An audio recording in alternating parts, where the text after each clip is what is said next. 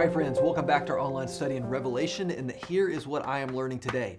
I need to start showing up in the meetings where they assign videos. I feel like I get the tough ones. Now, I think other people probably feel that way too, but chapter 16 is tough. In fact, I've told you before, there are 3 series of 7 judgments. First we get the seals, then we get the trumpets, then now we're getting the bowls. And I have had the 7th one of each of the 3 cycles. And the 7th one is the big one. In fact, today we're getting all of the 3rd cycle of judgments, which is these bowls that are being poured out. As you're reading about the bowls that are being poured out, it's going to sound like the plagues in Exodus. If you're familiar with the book of Exodus, if you're not, that's okay. But this is hearkening back to that imagery.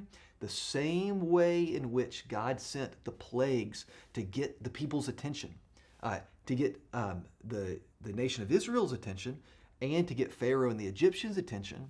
That's what these judgments are about. Remember, we've talked about this. It is to get people's attention, giving people opportunities to wake up. Okay, I'm going to talk about the idea of judgment here in just a second. But before that, I want to get to something specific that you may be asking about if you've already read about it. And that is in verse 16, we get to this idea of Armageddon. Even if you're not familiar with the Bible at all, you've probably heard that word. Here's the thing about Armageddon. It's an actual place. It's a place that I've been to a couple of times that if you go to Israel with us, we will take you to. The first 2 times that I've been, it was on day 1. It's this hill called Megiddo. And the reason that Megiddo is so important is because it sits at an important crossroads right in the northern part of Israel.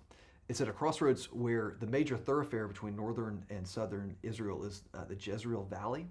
And not only is it the thoroughfare through Israel, the Jezreel Valley, but all of Israel is a major thoroughfare between Egypt and Africa to the south, and then Europe and Asia to the north. So if you control the Jezreel Valley, you control that major trade route.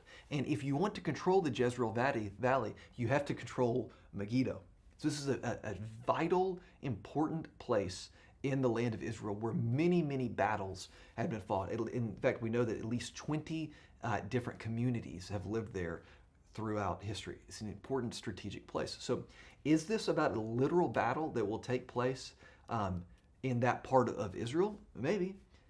Is it about an image that is helping us to understand how vital this battle is between good and evil? Maybe. There are different ways to read this, but the importance is that it's talking about this battle between the goodness of God and the very present real evil in the world is vital. And it's pointing towards the fact that even though it seems like God may be losing at times, we know, and evil's winning, we know how this whole deal wraps up.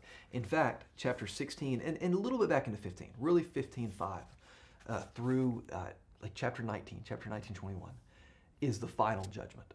It is about how God ultimately is and will be putting things right. But in order for things to go from where they are now to them being right, there has to be judgment. I'm going to read you something that I've written in my notes here that came out of Richard Bauckham's book that I've been reading that's helping me to understand this idea of final judgment. Again, as we're getting into the final judgment. I honestly can't remember if this is a direct quote or a paraphrase of what he said, but this is helping me to understand final judgment. The final judgment is primarily about the destruction of the systems which oppose God, political, economic, religious systems, which are symbolized by the beast, false prophet, Babylon, and the kings of the earth. So it's about the systems being broken down, destroyed by God. However, it's not just about the systems. Those who stubbornly insist on continuing to support these systems, even after so many warnings, that's the judgments, must eventually perish as well. They must perish with the systems they've identified themselves with. So it's not that God is setting about to seek to destroy people, but he's seeking to destroy those things that pull people away from him. But folks who stubbornly insist on sticking with the beast will eventually die. with the beast. There's this tension in Revelation where it's clear that God, in the Bible as a whole, God has a love for all of creation. But it's also clear that in order to get creation to where it needs to be, that there has to be a reckoning. It's not God's desire or intention for any people to not repent and to turn towards Him. That's His desire. But at the end of the day, if people refuse to repent and to turn towards Him, God will allow people to have what they want. Despite all of the warnings, all of the judgments, Revelation paints a picture of some folks still stubbornly insisting on not living in the truth, not living in reality. And it's clear through the judgments that while God is intending to bring all of creation back in right order, in right relationship with Him, there will be those who will still refuse. And they get wrapped up in this final judgment. But again, that comes on the heels of God working actively to draw people to Himself. So it leaves me wondering, for the world and for myself, how is it that we stubbornly resist God's call to turn back to Him? What are those things in my life that need to be reckoned with in order for me to fully be sanctified, for me to fully live in the way of Jesus? What needs to be dealt with?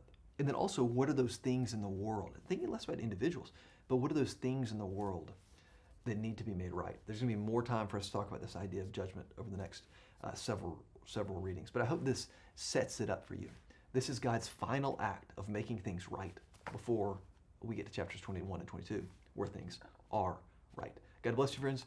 Keep with your reading, and I'll see you next time.